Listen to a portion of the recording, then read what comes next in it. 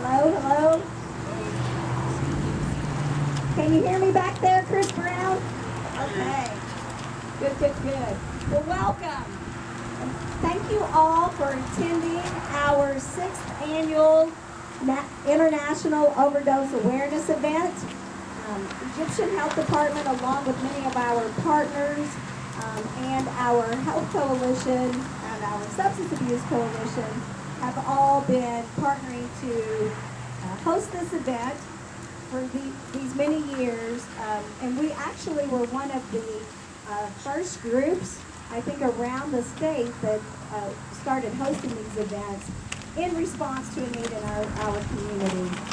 The goal of International Awareness Overdose is to actually raise awareness about overdose and to reduce the stigma related to overdose deaths. And so actually Saturday, August 31st, is the actual International Overdose Awareness event, or Overdose Awareness Day. So please share any type of information you can with anyone on that day.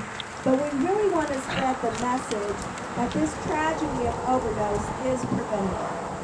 And each year we know that many people die from a drug overdose, and many of them could be preventable. So as a community, we're asking everyone to come together and work together to fight this crisis. Tonight we have some wonderful speakers that are lined up for you. And you're going to hear about some of the progress that we're making in our communities, but we still have a fight on our hands.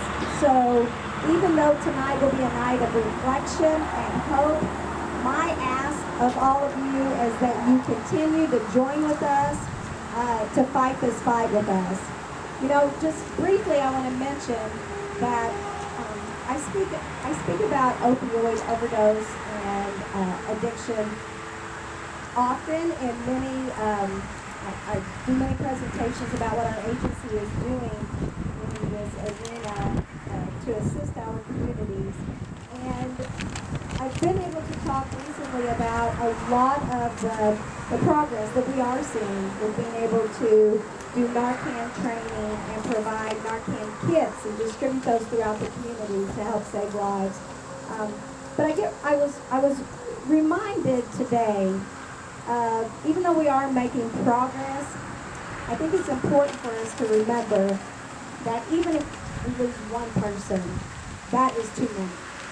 Because I had the opportunity today to speak with a colleague of mine who really kind of brought it back home of why I want to be involved in this work.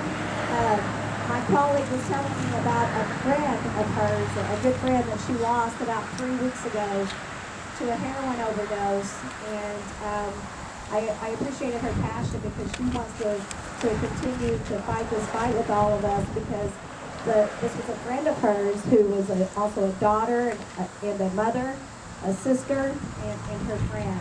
So it's real and it's local, and I think by all of us partnering together and committing that we're not just going to talk the talk, but we're going to walk the walk, and we're going to get out and spread this message of just awareness and hope that we can all make a difference together.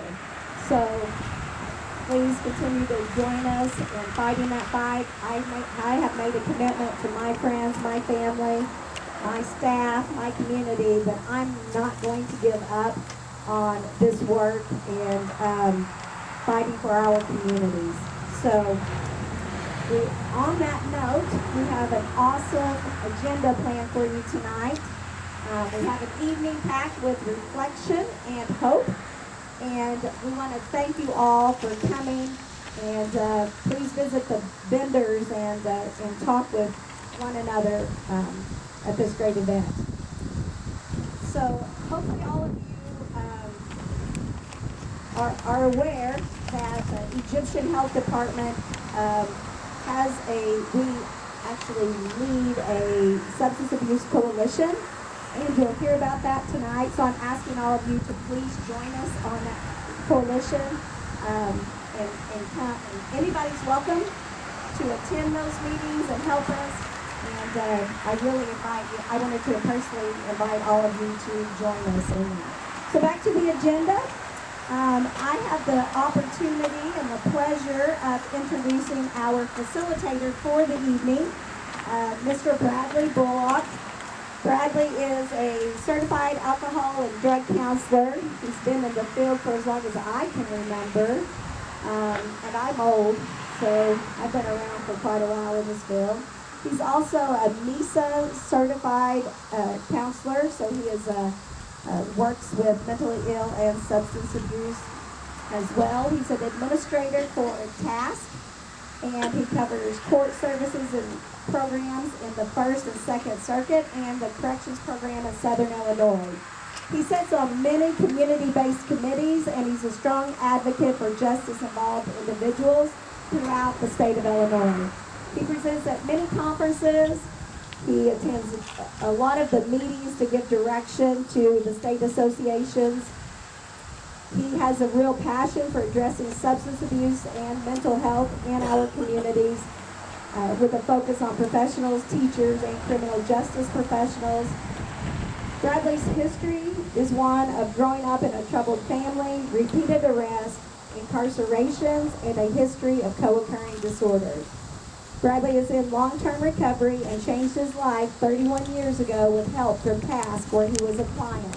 We consider this man to be a good friend and an expert in this field, so I'd like to turn it over to our facilitator, Bradley Bullock.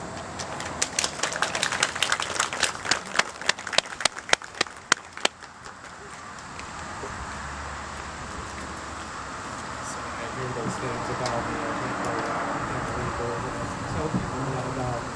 And so I arrived to you today super nervous. These things get me way out of my comfort zone. And I did ask you these things quite often. And sometimes I go through those, and sometimes I do. And Egyptians were a great partner for us in the community and stuff like that. So we do have an agenda. I have like a script that I was told that I have to follow. So I'm hoping that as the sun continues to go down, it's going to get cooler. At some point, I'm probably going to lose this suit package, just so you know. And what I want to say is thank you for being here. And it's always nice to see people come together, especially when we talk about issues that, not only affect you personally, but affect your family, but affect your community, and affect your place of employment. Like, we substance use disorder and trickles across many kind of areas. And so thank you for being here. The support that you give just by being present.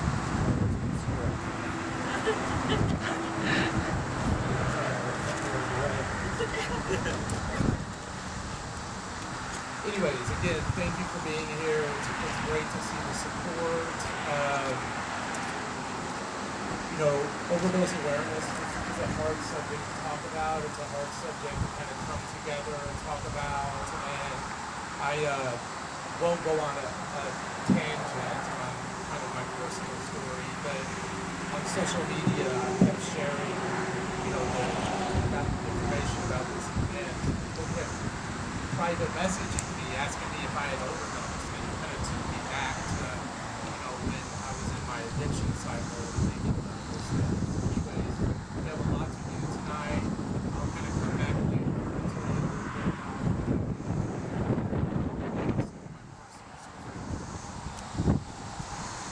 We have several speakers lined up. I have a whole list of them. I think that after each speaker, at the end of it all. Okay. At the end of it all, if you have questions, maybe running through that. Can you guys hear me okay? Yeah. No. Turn it up. Like this? Like a rapper? Liz. All right, is everybody Yes. good with that? Want to move on? Yeah? Okay. Good. Turn it up. It's probably going to be really loud now. So we're going to start by me introducing Liz Cooley. Liz is the Health Education Program Manager for Egyptian Health Department. She works with various substance use prevention, recovery, and opioid-related projects. She's active in many local coalitions and works to raise awareness around overdose prevention and building community supports for individuals and families impacted by addiction and overdose. So join me in welcoming Liz.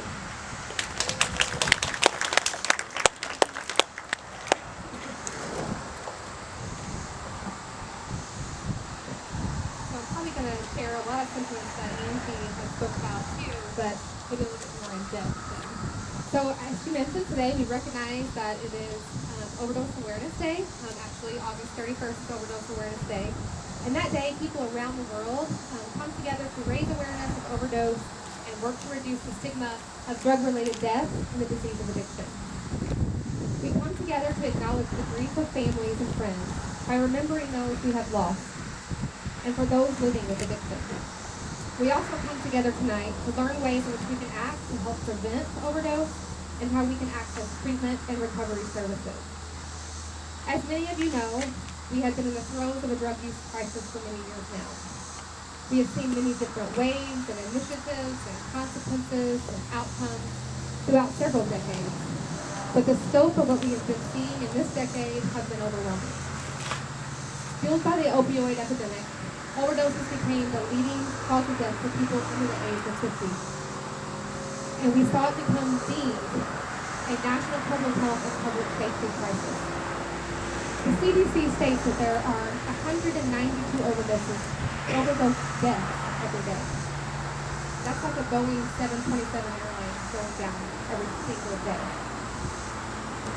In 2018, almost 70,000 people in the United States died, and in Illinois, over 2,000. It has even been reported that someone dies from overdose every 12 minutes. At that rate, by the time we leave here tonight, at least 2 more people may die. We've witnessed the declines in our workforce, pain in our communities and families, strains on our judicial and criminal justice system, strains on our child and family services, and agencies and legislators and communities have been crying out for the enhancement and expansion of our treatment and recovery services. And those voices are being heard. For the first time in nearly 30 years, data is starting to show that for 2018, the number of overdose deaths has decreased. Although this is provisional data, it sends a great message of hope that the initiatives put in place are working. Our region and state has made great strides in addressing the pandemic. Enhances in the PMP program, the prescription monitoring program, prescriber guidelines, and education has increased the number and availability of opioids and benzos in our communities, in some communities by as much as 47%. Increased access to medication-assisted treatment programs, overdose education, naloxone education and distribution, recovery homes, leakage and referrals. All the services, by the way, of opioid crisis response grants continues to grow and improve.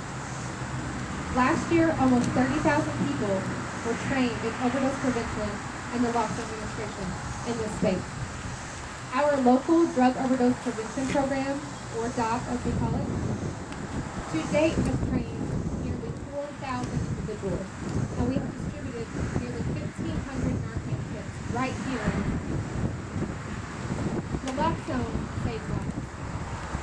In fact, the number of reversals or saves reported through DOP was close to 1,500, while another 13,700 saves were reported by the DMS.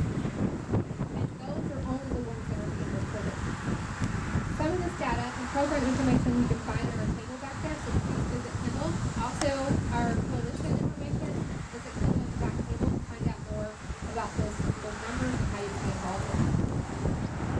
PhD is still providing overdose prevention, education, and naloxone distribution across 30 countries and counting. Talk to us, talk to me, talk to Marvina. Let us know what you think, your family, organization, agency, brain.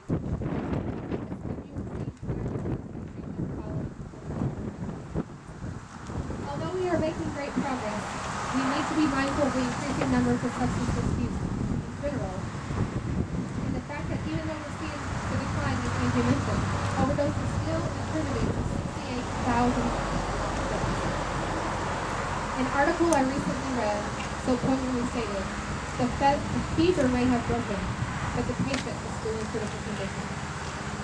While overall overdose deaths have fallen, overdose deaths involving stimulants has risen sharply.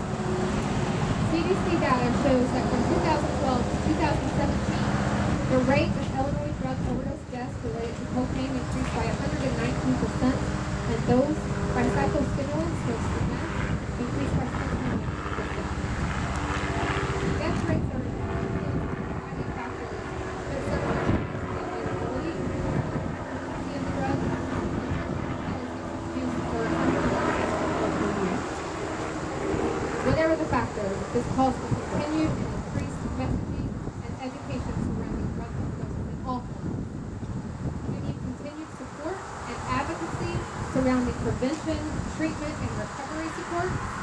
We must build a community that supports the many pathways to recovery.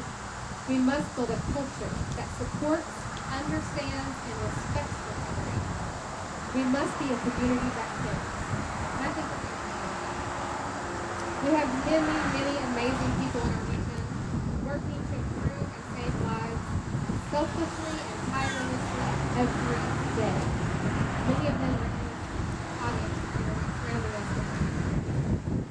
Our substance misuse, our peer support specialists, our behavioral health professionals, our crisis workers, health educators, preventionists, our first responders, our neighbors, our family, our teachers, our friends. It truly takes a compassionate community to address this. And we've got our sleeves rolled up and our hands extended.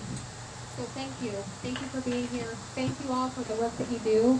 And please join us.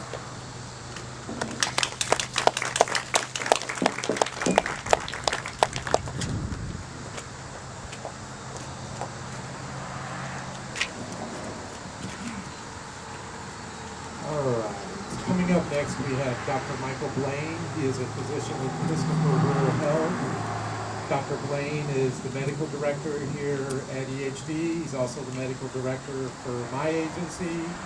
He's a MAT provider and has worked in this community for about 10 years now. So help me welcome Dr. Blaine.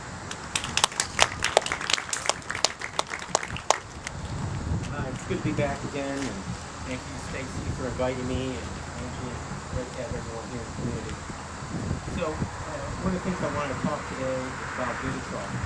Vivitrol is a newer kind of medicine over the past few years that we're using for substance use. It's indicated for the treatment of opiate and alcohol abuse. It's a blocker in that it goes and binds to the receptors. So if you drink alcohol with it, you can't bind to the receptors and give you that high. So hopefully you feel nothing at all. When we do present Vivitrol option, patients who are on alcohol need to be about 4 to 5 days off of alcohol before it can be administered, and opiates need to be about 7 days. And that's because we don't want to accept withdrawals to the alcohol if drug. I've been doing it now for probably 2-3 years. My patients are consistent with therapies that do science. They're very happy, very receptive. The shot lasts for about a month, so you come in, you get a test dose of an oral pill, make sure you don't have a reaction. You get a shot in the butt, there you go.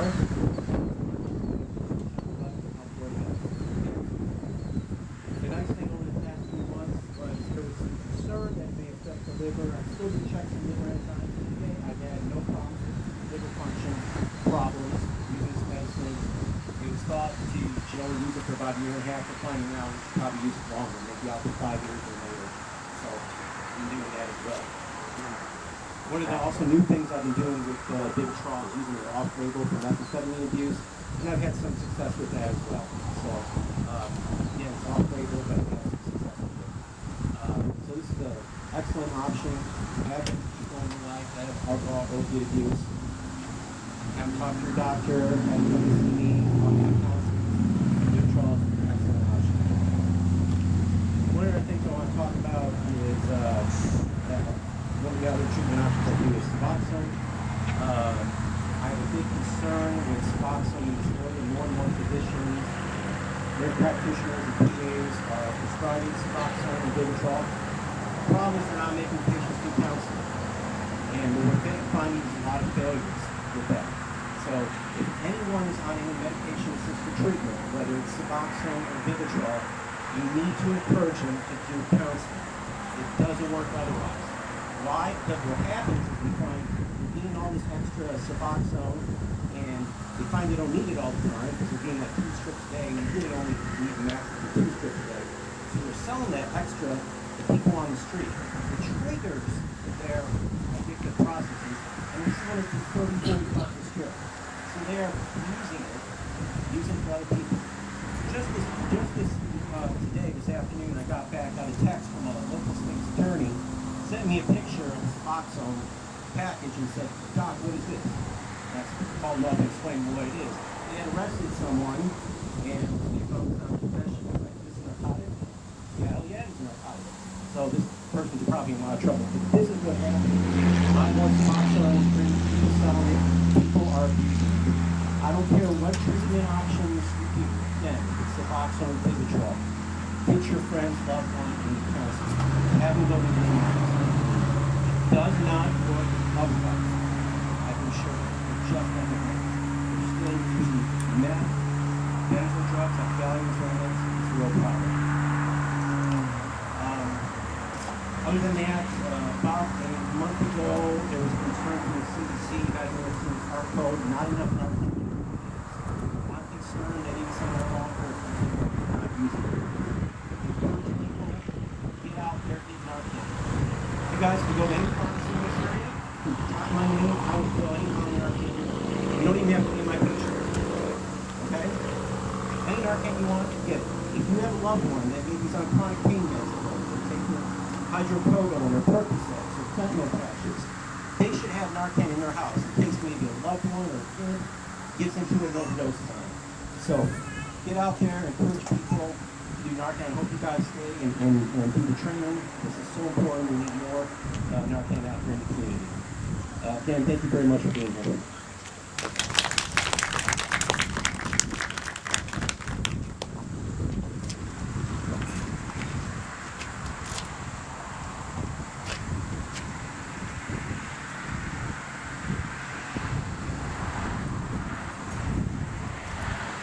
One of the things that we're going to do now is we're going to switch to having some speakers come up who are basically described as persons with a lived experience. And so one of the things that has been happening during this whole crisis is that a lot of programs have turned to other community members, who had similar issues or, understood issues in a very unique way because they had lived through those experiences. And so some providers started bringing on staff that are persons with lived experience. And so one of the things that's important about that is that, when it comes to behavioral health things, there's a lot of kind of nuances that basically textbooks don't teach you about.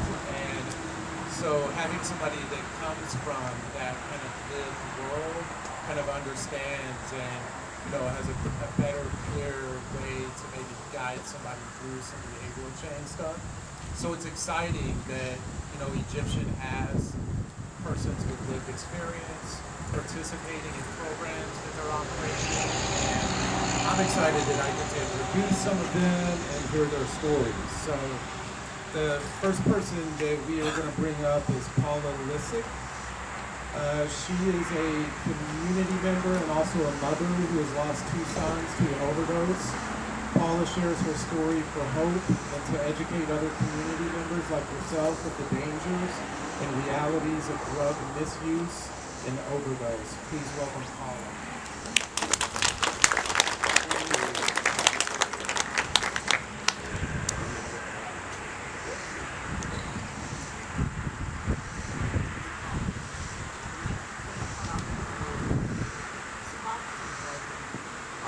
Microphone. Say it again. I completed Dr. Lane for Boston August the 13th of last year. And we are blessed to have our community programs like this. Every one of them is special.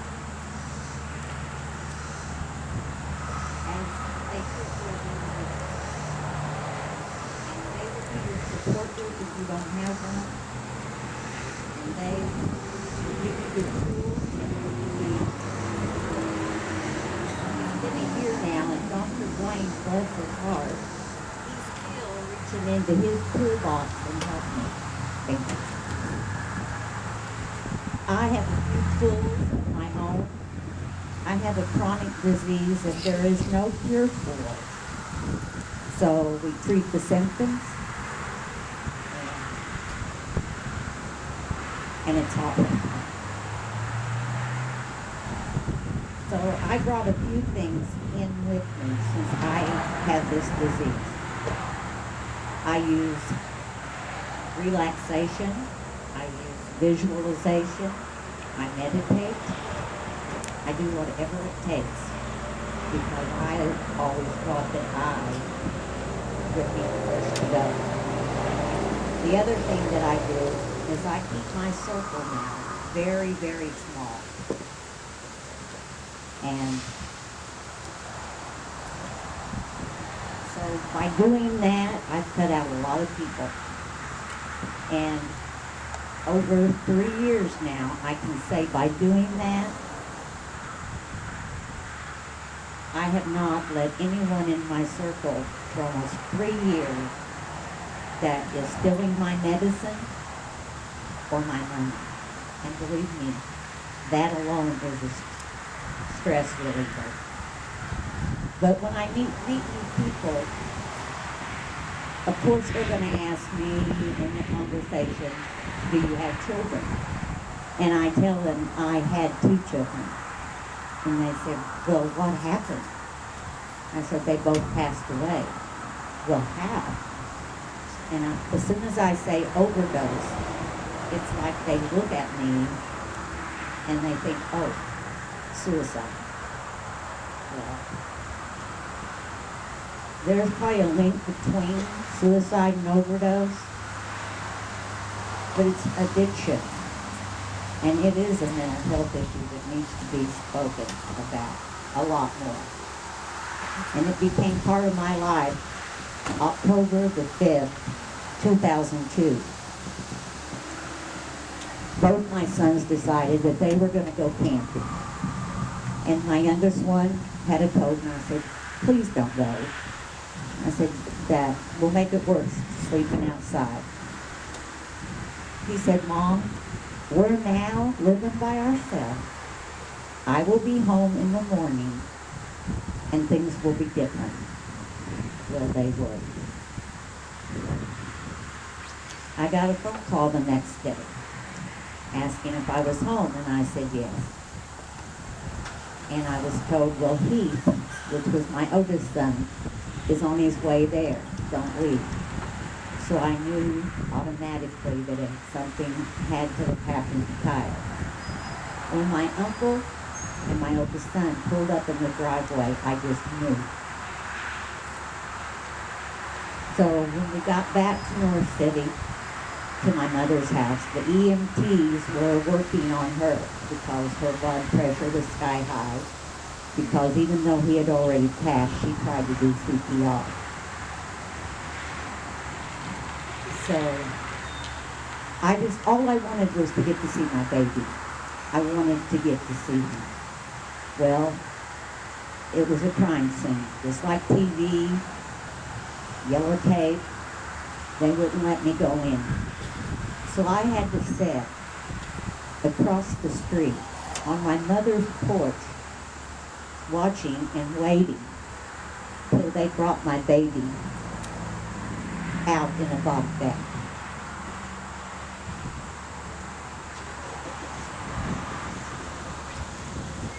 Kyle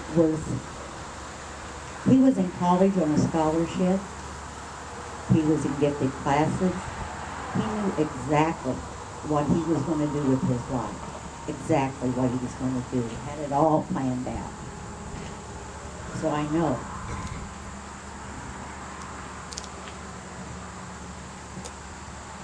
I'm sorry.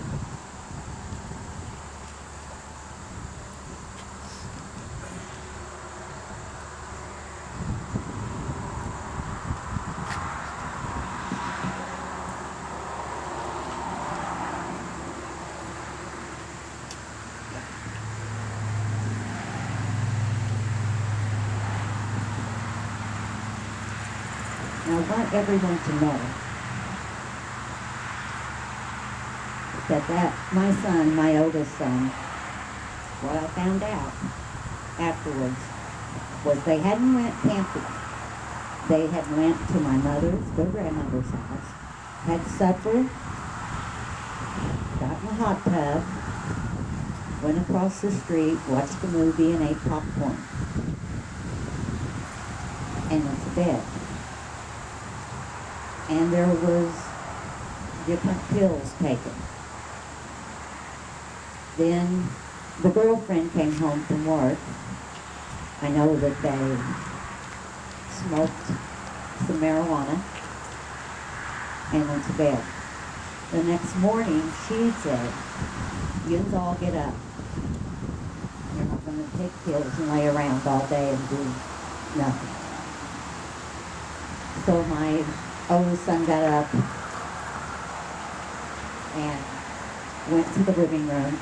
His brother was on the floor on a mattress, and he started trying to talk to him, and he wasn't talking back. So he went to check on him, and he knew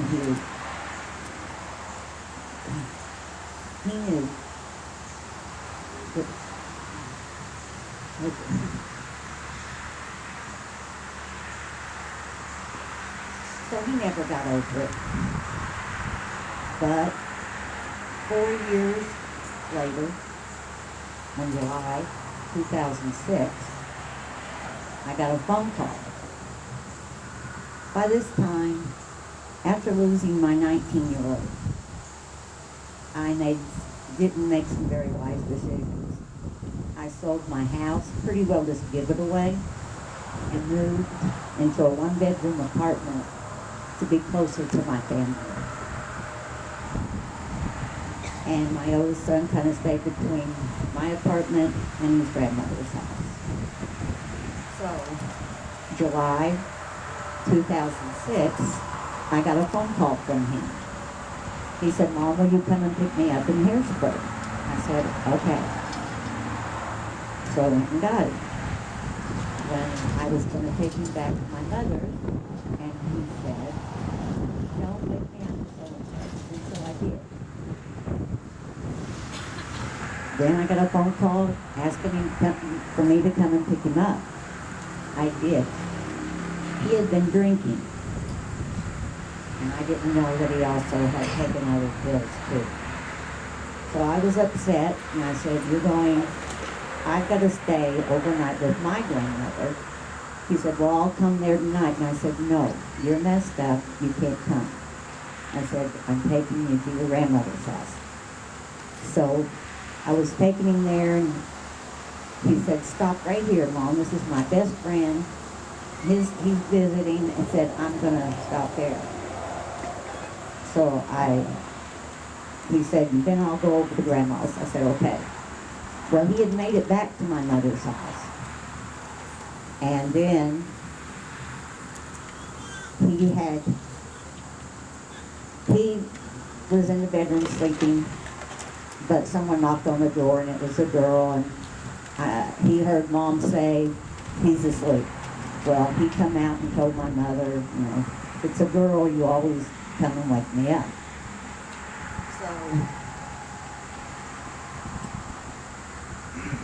So he ended up leaving with the girl, and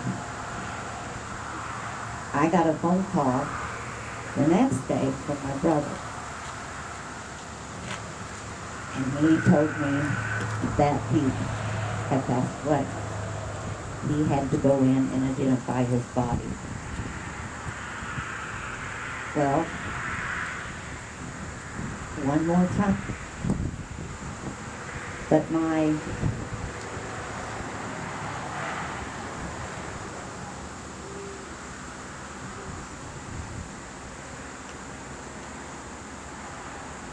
so I found out that he'd done quite a few things that night.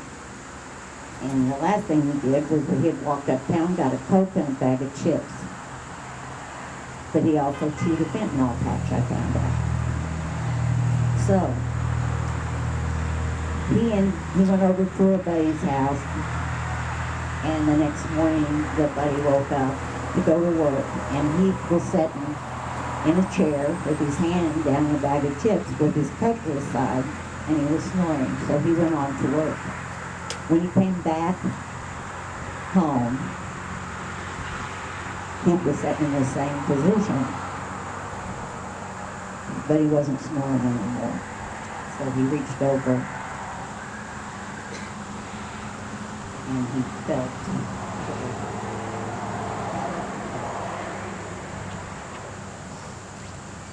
Now after this is the second time I've had to have a funeral. Then there's an inquest.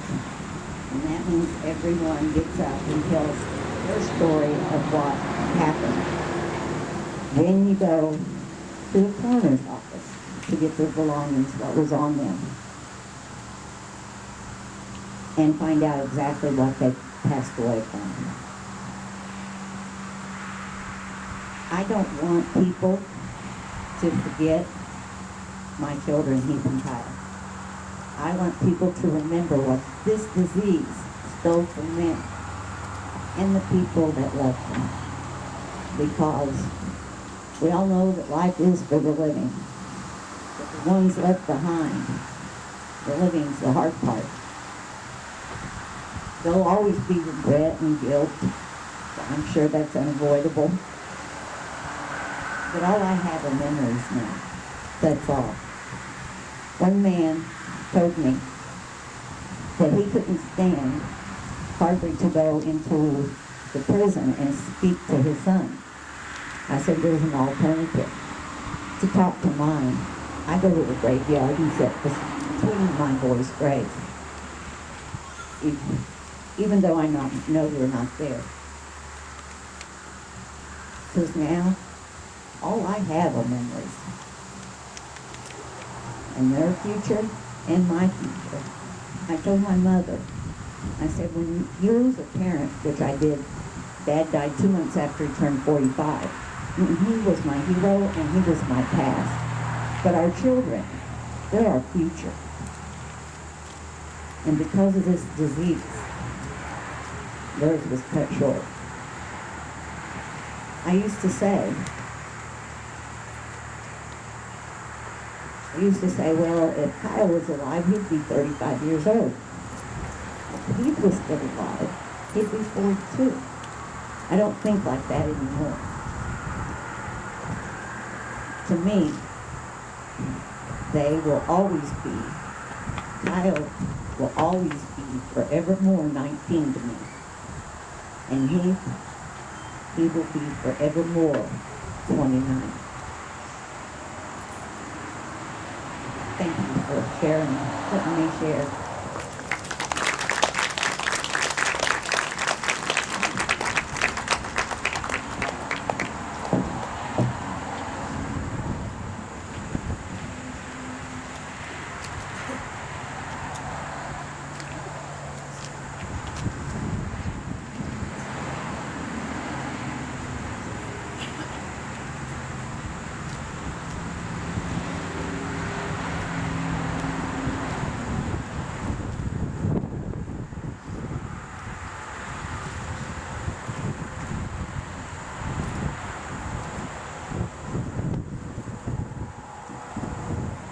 Thank you.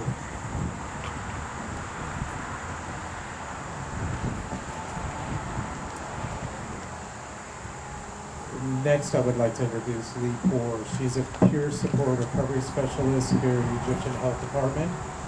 She's a mother, a daughter, a friend, and a professional. She's also a person with lived experience who helps people in and seeking recovery every day. She's here tonight to share her story and to provide a message of hope. Please welcome.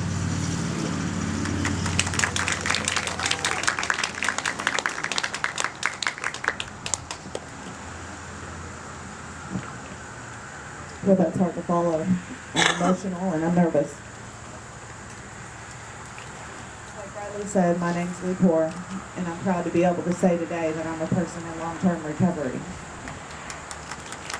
Thank you. Of course, to be a person in long-term recovery, it means I was once addicted to alcohol or drugs. My drug of choice was opiates in the form of pain pills like Lortab, Percocet, and Oxycontin. I'm not going to go through all the gory details of when I was in the absolute worst throes of my addiction, because there's plenty. But I am going to share how I managed to get addicted to pain pills and how it took me years and many tries to recover and get where I am today. First, I would like to point out that I am not someone who endured trauma in my childhood.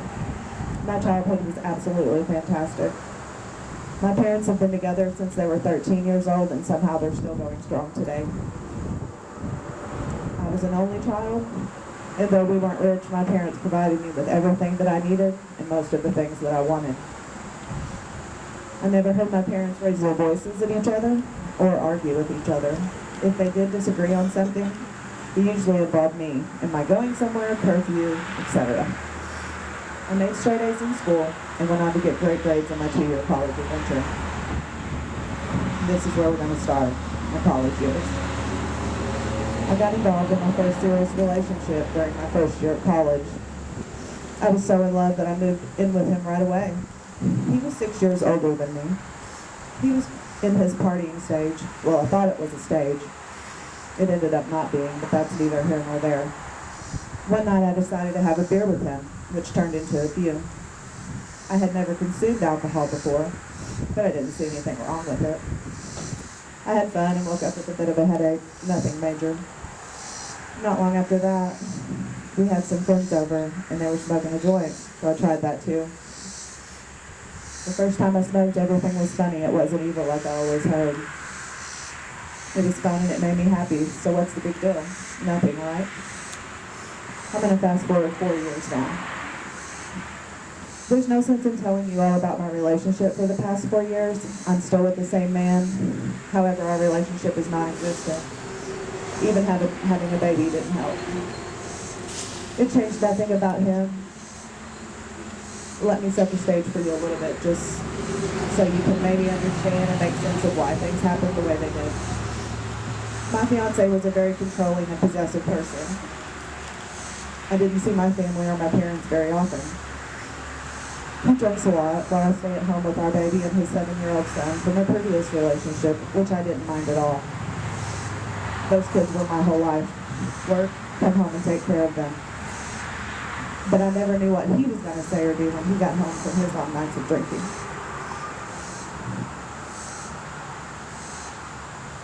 So much mental, emotional, and sometimes physical abuse.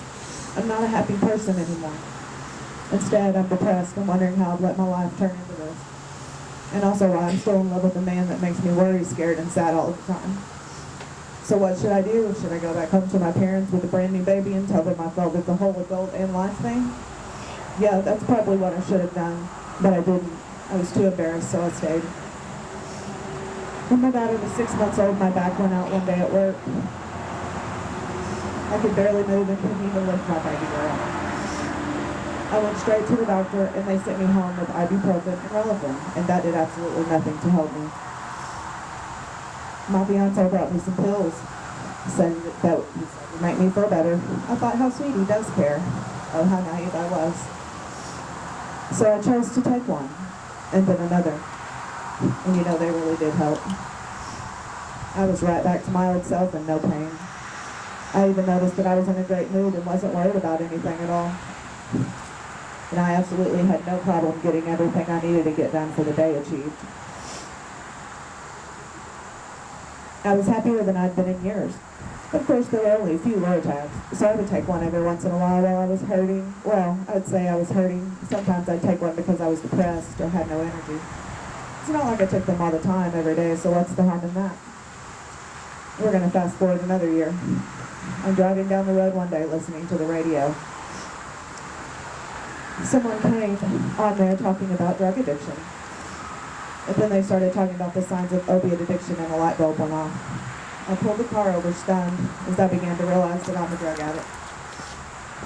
I started crying and telling myself, that's it, I'm done taking pills. Of course, that's always easier said than done. 2 days later, the sickness, both mental and physical, was too much to bear and I caved. Honestly, the next year was a blur for me. Getting high, chasing down pills, chasing down money to get pills. Doing absolutely anything to not go without pills. Pills, pills, pills, they were the priority. They grabbed a hold of my soul and I did things I never imagined I would do to get pills or the money to get pills. How did I allow myself to turn into a person that isn't me at all? Addiction, that's how.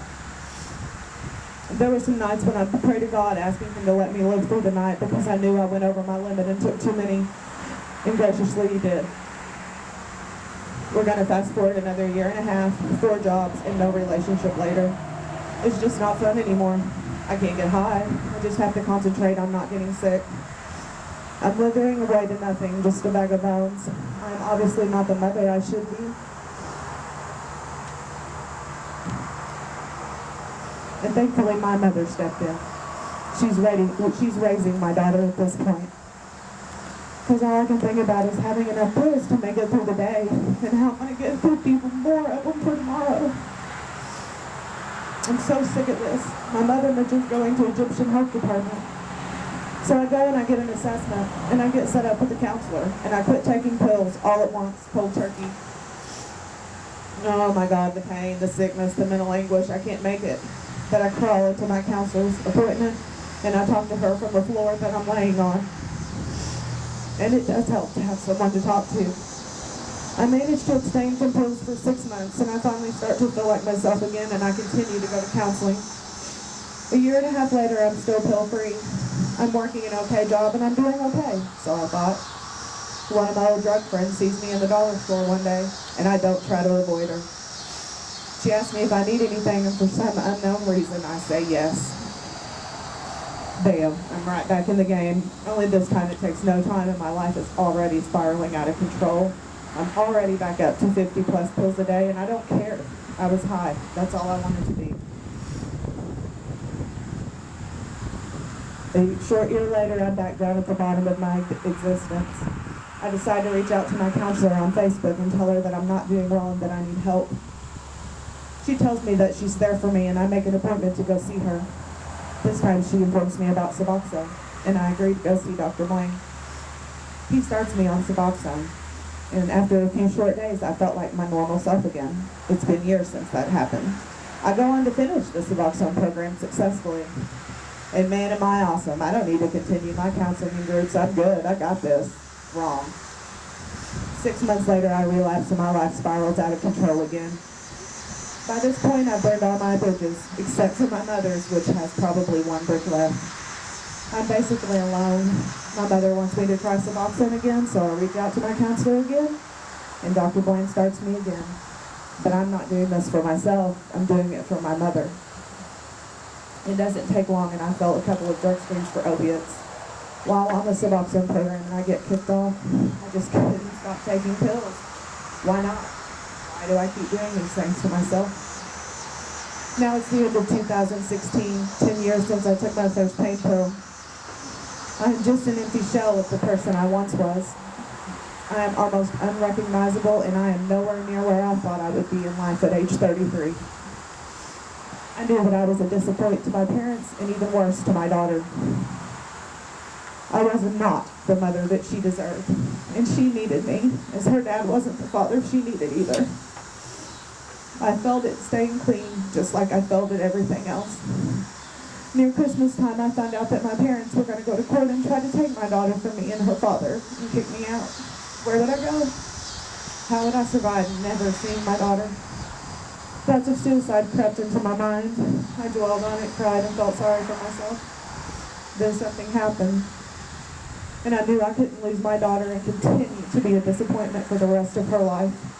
Not to mention all the hell I'd put my parents through, especially my mother. I decided to try again. Of course, at this point, my mother had heard this so many times, she didn't believe me and didn't seem to care. So once again, I reached out to my trusty counselor. She met with me on her day off on a Sunday and told me that I had the potential to stay clean and that I still had time left in my life to have a great life. I hesitantly called Dr. Blaine's office for the third time. I say hesitantly because I assumed there would be no other chances to try Suboxone. Tammy Blaine told me to go ahead and come over and talk. And I then called my mother to let her know what was going on yet again. I asked her if she would come to work and pick me up and take me, and bless her heart, she did. She was still there for me after all these messed up years. I waited in the lobby of Dr. Blaine's office for what felt like years. Because I was in horrible withdrawal. When he took me back to his office, he asked me what was going to be different this time on Suboxone since the other 2 times hadn't worked. I was so upset, I don't even know what I said to him. He left the room saying that he was going to have to think about it before he made a decision, the longest wait of my life. And he came back into the room and accepted me once again into the Suboxone program for the 3rd and last time. I decided that I need to do something every day. This time I hit the ground running. I decided that I needed to do something every single day to succeed in my recovery. For me, that meant I went to NA meetings every Monday, Wednesday, and Friday. And I went to group counseling sessions at Egyptian every Tuesday and Thursday, and saw my counselor every Friday for an hour individually. I continued to do this week after week, and I began to notice things falling into place for me little by little. Don't get me wrong, there were some hard times and hard days. That year I broke my foot, hurt my shoulder, and had pneumonia. But instead of dwelling on all the bad, I just chalked that up to karma and kept on looking forward. I remember the first time I saw someone high, and instead of getting jealous, I felt bad for them, and I wanted to help them. My priorities were changing. Well, I guess you could say I finally had some priorities. For the first time in my life, I felt okay with who I was and what made me that way. I continued to work my program and eventually weaned off of the Suboxone successfully. One day I got a call from my counselor informing me that Egyptian was looking for a recovery specialist. My counselor thought I would be the perfect fit and that I should apply, so I did. And I got the job. And today, I'm proud to say that I am a great mother that has full custody of her child after a 2-year court process with her father. My child is the absolute most important thing in my life. I'm close with my family once again. I chair NA meetings. And I am so blessed to have a job that allows me to help and support others to find their pathway to recovery. I let everything from my past go, and now I concentrate on today and the future. No looking back. Today I am present in my life, and I am happy. Would I take any of it back? No, because it made me the person that I am today. Now, I would like to take some time and thank my mother for always being there for me and supporting me through my recovery and watching my daughter during all of those meetings I went to and still go to. I would like to thank Dr. Blaine for giving me that third chance, which ended up being the one that worked. I would like to thank Egyptian Health for giving me a chance at this position almost 2 years ago, and I absolutely love working with everyone. But most of all, I need to thank my counselor, Stacy Miller. She's always there for me no matter what. It didn't matter if it was midnight or her day off.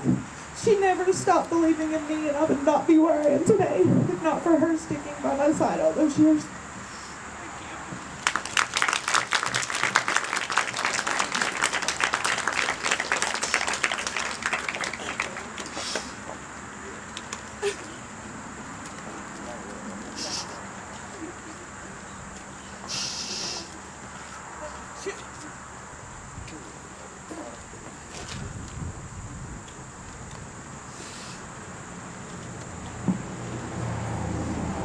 Wow, 2 amazing stories. Thank you, ladies. Can we get a round of applause?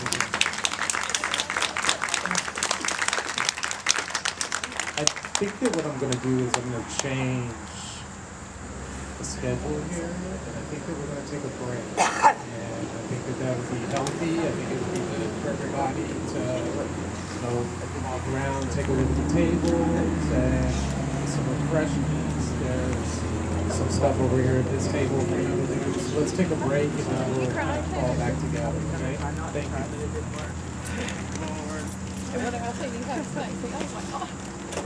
Oh man. Proud of me. See how much we care. We feel the same way. I feel great.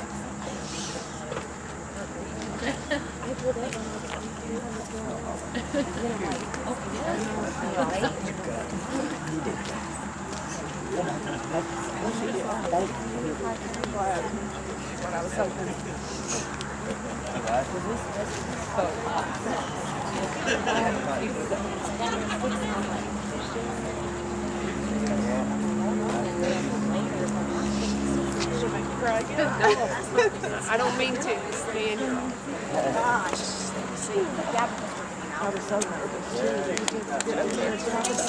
Oh my gosh. Wow, you're welcome. You earned it. Thank you for sharing that. Pull myself together. Yeah, and go to your kid's volleyball game, right? Yeah. Feel it. Chasing a lot. I tried not to, but I couldn't help it at some parts. Great job. Thank you. Thank you. Thank you for everything. We did all the work. Yeah. I was trying to get Oh, hi. How are you? Good. I just didn't go in the hair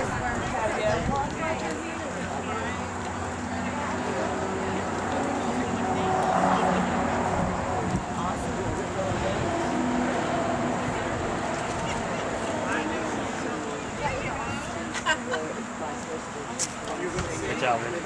I just told her I was scared to death that you were going to change the schedule and say I'm going to have her sing this now. And I thought, oh no, yeah, but that's what happened to me last time.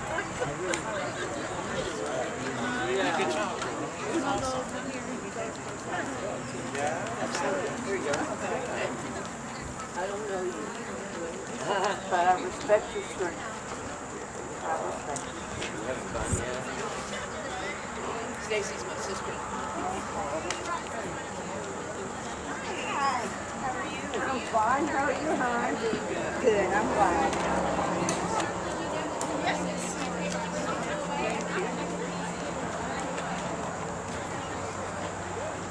Taking me off the beeper. I mean, you cannot answer the beeper for that girl ever again. You are not allowed to answer the beeper for that girl. I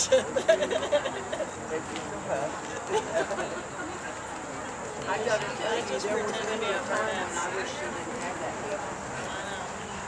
We'd be out doing something and that people go lost.